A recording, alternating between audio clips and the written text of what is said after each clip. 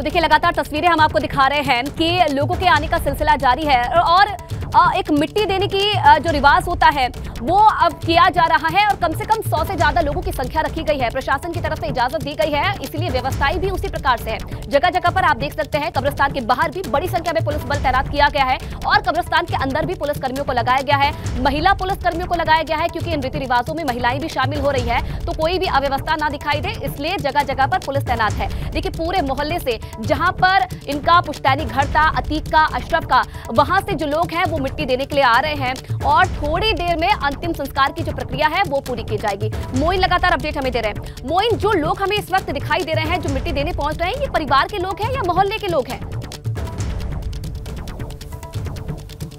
देखिए आपको बता दें कि इस वक्त तमाम लोग ऐसे हैं जो यहाँ पर आए हुए हैं, उनमें 2 महिलाएं भी हैं, 2 बुर्का नशी महिलाएं हैं और वो अंदर जाना चाह रही हैं, कब्रिस्तान में दाखिल होना चाह रही हैं। परिवार के कुछ सदस्य हैं वो इन्हें लेकर के जा रहे हैं। संभवतः ये अतीक अहमद की बहन और उनकी भांजी हैं यहाँ पर, और यहाँ पर पहले बाकायदा उनकी ID चेक की गई। जो पुलिस के लोग हैं वो उन्होंने कन्फर्म कर लिया कि जो बुर्का नशी महिलाएँ हैं वो शाइस्ता परवीन नहीं है, यानी वो शाइस्ता परवीन जो असद अहमद की माँ हैं और जो अतीक अहमद की पत्नी हैं वो नहीं है, वो शाइस्ता परवीन नहीं है, जिनके खिलाफ नामजद मुकदमा दर्ज है, जिन पर 50,000 रुपए का इनाम है। तो बुर्के में 2 महिलाओं को दाखिल कराया गया है। बाकायदा जो पुलिस है उसने इजाज़त दी है, उनके नाम नोट किए गए हैं, उनके मोबाइल नंबर नोट किए गए हैं, लोगों की गवाही ली गई है। इसके साथ साथ आपको बता दें कि उनकी ID भी चेक की गई है और पुख्ता तौर पर आप देखिए कि महिला पुलिसकर्मियों की ड्यूटी भी यहाँ पर लगाई गई है। आपको कई महिला पुलिसकर्मी यहाँ पर खड़ी नजर आएंगी और पुख्ता तौर पर जब ये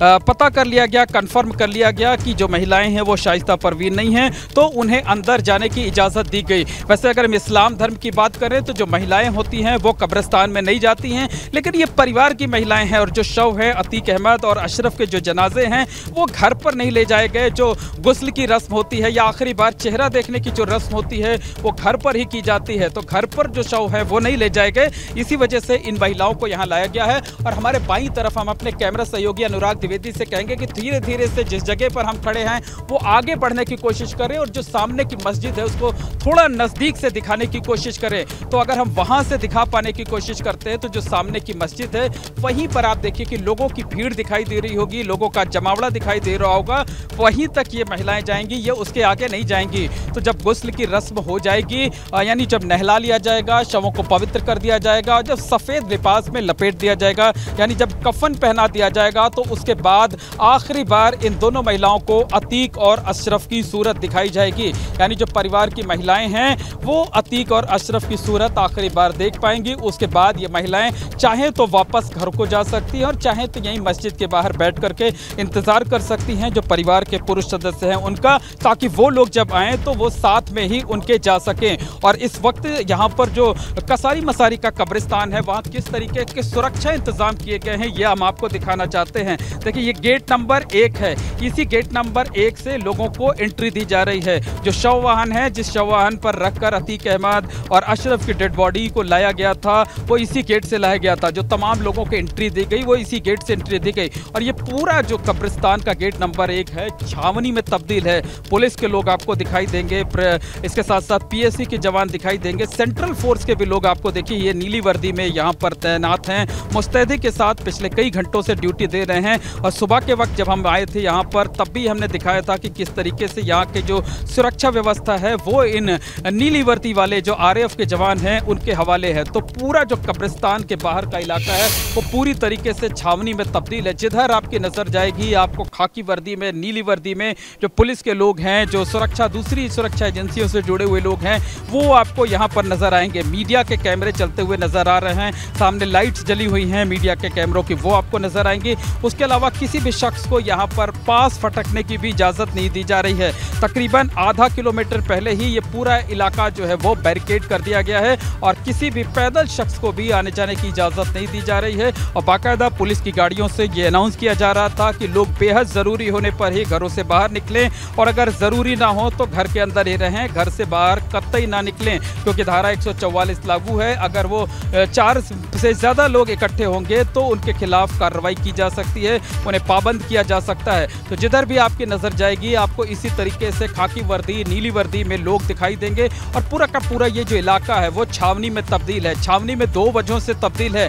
एक तो ये कि यहाँ पर लोगों की भीड़ न इकट्ठा होने पाए, दूसरी वजह यह है कि यहाँ पर कहीं किसी तरीके की अशांति ना हो सके, किसी तरीके का उपद्रव ना हो सके। और एक और बड़ी वजह यह है कि Umesh Pal shoot out case में अतीक अहमद की पत्नी, अतीक अहमद की बेगम शाइस्ता परवीन को नामजद कराया गया था। उनके खिलाफ नामजद FIR थी। पुलिस ने पहले 25,000 रुपए का इनाम घोषित किया था, उसके बाद 50,000 रुपए का इनाम बढ़ा दिया गया था। और आशंका ये जताई जा रही थी कि कल जब बेटे असद का जनाजा लाया गया था तो आखिरी बार बेटे की सूरत देखने के लिए शाइस्ता परवीन यहाँ पर आ सकती हैं, तो वो नहीं आई थी। आज भी इस तरीके की आशंकाएं जताई जा रही थी, इस तरीके के अटकलें लगाई जा रही थी कि शाइस्ता परवीन अगर कल नहीं आई तो शायद आज अपने शौहर का आखिरी बार जो है वो सूरत देखने के लिए, उसकी सूरत का दीदार करने के लिए यहाँ पर आ सकती हैं। लेकिन वो आज भी जिस तरीके के सुरक्षा इंतजाम किए गए हैं उसको देखते हुए कहा जा सकता है कि इस तरीके के मुकम्मल इंतजाम किए गए हैं ताकि परिंदा भी पर ना मार सके। तो जो कहावत है वो कहावत यहाँ पर पूरी तरह से चरितार्थ होती नजर आ रही है। तो देखिए एक एक कर कुछ लोग आ रहे हैं, जो लोग आ रहे हैं किस तरीके से गेट पर उनकी एंट्री की जा रही है। और ये सब करीबी लोग हैं जिन्होंने रोजे रखे हुए थे, इफ्तार किया है। इफ्तार करने के बाद उन्होंने जो है नमाज अदा की है, मगरिब की नमाज कहा जाता है। मगरिब की नमाज अदा करने के बाद ये लोग अंदर जा रहे हैं। देखिए यहाँ गेट पर इनकी तलाशी ली जा रही है। ये जो बॉडी स्कैनर है उससे चेक किया जा रहा है कि इनके पास कोई वेपन्स तो नहीं है। हाथ उठाकर ये लोग तलाशी दे रहे हैं। अब इनके नाम रजिस्टर में नोट किए जा रहे हैं। ये देखिए आप हमारे कैमरे से की नज़र से आप देख सकते हैं कि 2 स्टार वाले यानी एक सब इंस्पेक्टर हैं जो अंदर आने वाले लोगों के नाम नोट कर रहे हैं, उनके मोबाइल नंबर नोट कर रहे हैं। अब आपको दिखाएंगे कि किस तरह से बारी बारी से जो है लोगों की ID चेक की जा रही है। देखिए एक पुलिस के जो कांस्टेबल हैं वो हर आने वाले लोगों को जो अपनी ID दिखा रहे हैं, नाम नोट करा रहे हैं, उनके मोबाइल से जो है उनकी तस्वीरें भी ली जा रही हैं ताकि अगर कल को किसी चीज़ को वेरीफाई करना हो, किसी चीज़ को क्रॉस चेक करना हो तो क्रॉस चेक किया जा सके कि यहाँ पर कौन कौन लोग आए थे। ये देखिए मोबाइल फ़ोन से एक एक शख्स की जो है वो तस्वीर ली जा रही है, उनके नाम नोट किए जा रहे हैं ताकि अगर कोई ज़रूरत पड़े तो उसे वेरीफाई किया जा सके। तो चुनिंदा लोगों को ही कब्रिस्तान के अंदर एंट्री दी गई है। तकरीबन 100 की तादाद में लोग अंदर हैं जो यहाँ पर अंदर जा रहे हैं और जनाजे की जो रस्म है, जो अंतिम संस्कार की सुपुर्द खाक किए जाने की, उसमें शामिल होंगे। तो इस वक्त गुस्ल की रस्म अदा की जा रही है। बाईं तरफ हम आपको तस्वीर दिखाना चाहेंगे। देखिए यहाँ पर जो लोग हैं वो खड़े हुए हैं। जो सादी वर्दी में आपको लोग दिखाई दे रहे हैं ये परिवार के लोग नहीं हैं, ये अंतिम संस्कार में शामिल होने के लिए नहीं हैं, बल्कि ये UP STF के लोग हैं, UP पुलिस के जवान हैं जो मुस्तैदी के साथ सादे ड्रेस में ड्यूटी दे रहे हैं। लेकिन आगे जहाँ पर पेड़ है, जो आपको एक लाइट जलती हुई हरी रंग की लाइट जगमग करती हुई दिखाई देगी, ये कब्रिस्तान की मस्जिद है। मस्जिद के बाहर ही इंतज़ाम किए गए हैं गुस्ल की रस्म अदा करने के, यानी जो शव हैं दोनों शवों को नहलाए जाने के, उनको पवित्र करने के। उसके बाद जो दोनों शव हैं उनको सफ़ेद लिबास में लपेटा जाएगा, यानी उनको कफन में लपेटा जाएगा। और उसके बाद यहाँ पर जनाजे की नमाज होगी। जनाजे की नमाज ठीक उसी जगह पे होगी। ये जो हमारे सामने आप पेड़ देख रहे हैं, पेड़ के पीछे की जो जगह है, तमाम लोग वहाँ पर आपको खड़े हुए नजर आएंगे, सिर पर टोपी लगाए हुए हैं। तो वो जनाजे की नमाज में शामिल होने के लिए आए हुए हैं। वहाँ जनाजे की नमाज होगी और उससे पहले जो महिलाएं गई हुई हैं, जो परिवार की महिलाएं हैं, बुर्का नशी महिलाएं हैं, उनको आखिरी बार अतीक अहमद और उसके भाई अशरफ की सूरत दिखाई जाएगी। आखिरी बार वो दीदार कर सकेंगे जो परिवार के लोग हैं अतीक और अशरफ का। उसके बाद जनाजे को कांधा दिया जाएगा, यानी जो मस्जिद की जगह है वहाँ अंदर तक ले जाया जाएगा, यानी जहाँ पर कब्र है वहाँ तक ले जाया जाएगा कांधे पर रखकर। और उसके बाद जो है अगल बगल अतीक और अशरफ की कब्र बनाई गई है और उसके बाद जो है इन दोनों भाइयों को सुपुर्द खाक किया जाएगा, यानी मिट्टी में मिल जाएंगे, इतिहास में दफन हो जाएंगे दोनों भाई अतीक और अशरफ। देखिए 2 और महिलाएं यहाँ पर आई हुई हैं, 3 और महिलाएं हैं, ये बच्चियां हैं और संभवतः ये अशरफ की बेटियां हैं, यानी अतीक अहमद की भतीजियां हैं। 4 बच्चियां हैं ये, और ये 4 बच्चियां, देखिए एक बच्ची बहुत छोटी है, 3 बच्चियां हैं। और मुझे जहां तक जानकारी मिली है कि ये अतीक अहमद की भतीजियां हैं। और देखिए ये महिला पुलिसकर्मी हैं, वो इन बच्चियों से नाम पूछ रही हैं, उनकी तस्दीक कर रही हैं। और एक पुलिसकर्मी जो है वो बाकायदा मोबाइल से तस्वीर खींच रहा है, नाम नोट किया जा रहा है। और तीनों बच्चों को देखिए जब मुतमईन हो गए कि ये तीनों बच्चे हैं, तो उसके बाद इनको ये 3 बेटियाँ, ये अशरफ की बेटियाँ हैं, खालिद अजीम उर्फ अशरफ जो कि अतीक अहमद का भाई था, उसकी बेटियां हैं वो यहाँ पर जा रही हैं और ये अपने वालिद अशरफ की जो सूरत है उसका आखिरी बार दीदार करेंगी। तो समझा जा सकता है कि पूरा परिवार पर इन दिनों किस तरह से मुश्किल भरे दिन बीते हैं। उमेश पाल शूटआउट केस के बाद की मासूम बच्चियां हैं, बहुत कम उम्र है इनकी, और इस तरीके से ये बच्चियां जा रही हैं अपने पिता की सूरत को आखिरी बार देखने के लिए। देखिए यहाँ पर एक मजिस्ट्रेट हैं वो आ गए हैं और मजिस्ट्रेट की निगरानी में ही ये पूरी जो व्यवस्था है उस व्यवस्था को अंजाम दिया जा रहा है। तो परिवार से कई महिलाएं शामिल हुई हैं। अतीक अहमद की 2 बुर्का नशी महिलाएं हमने दिखाया था, वो संभवतः अतीक अहमद की बहन थी, अतीक अहमद की भांजी थी, वो दोनों यहाँ पर आई हुई थी। और उसके बाद 3 कम उम्र की लड़कियाँ जिनकी उम्र 8-9 साल से लेकर 12-13 साल की होगी वो यहाँ पर आई और बारी बारी से उन तीनों को एक साथ अंदर दाखिल किया गया है। और जो हमें जानकारी मिली है उस जानकारी के मुताबिक कि ये अतीक अहमद की भतीजियाँ थीं, यानी अशरफ की बेटियाँ थीं, और ये अपने पिता के शव को आखिरी बार दीदार करेंगे। तो यहाँ पर किस तरीके के सुरक्षा इंतज़ाम है वो लगातार हम आपको तस्वीरों के ज़रिए दिखाई दे रहे हैं। जो पूरा इलाका है आपको ये दिखाई दे रहा होगा, कसारी मसारी का कब्रिस्तान छावनी में तब्दील है।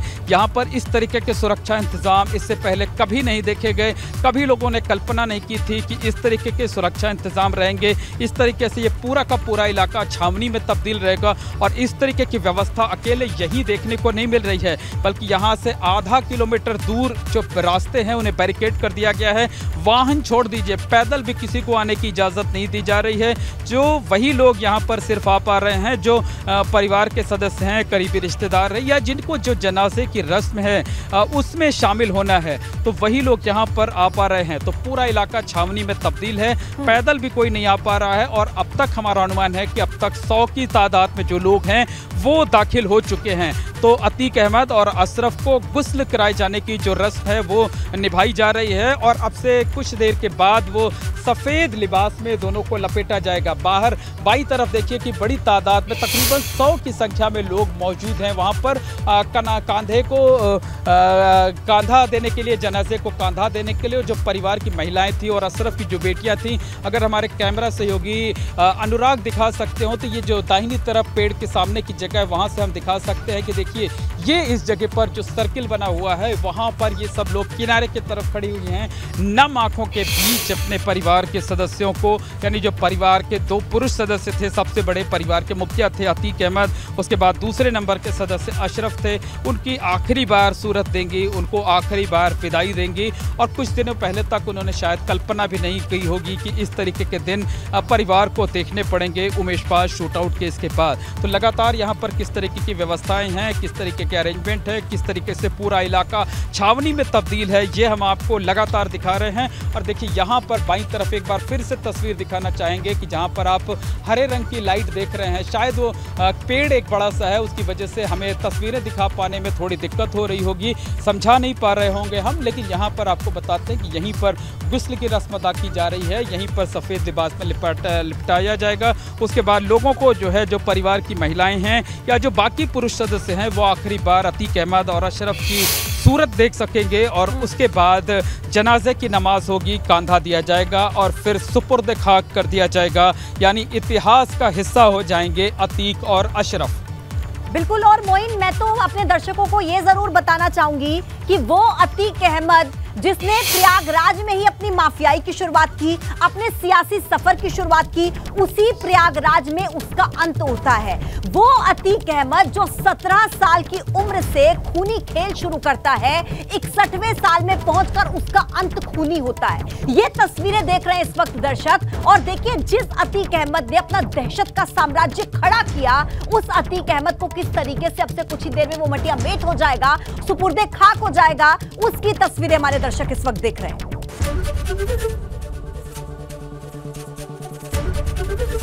एबीपी गंगा, खबर आपकी, जुबान आपकी।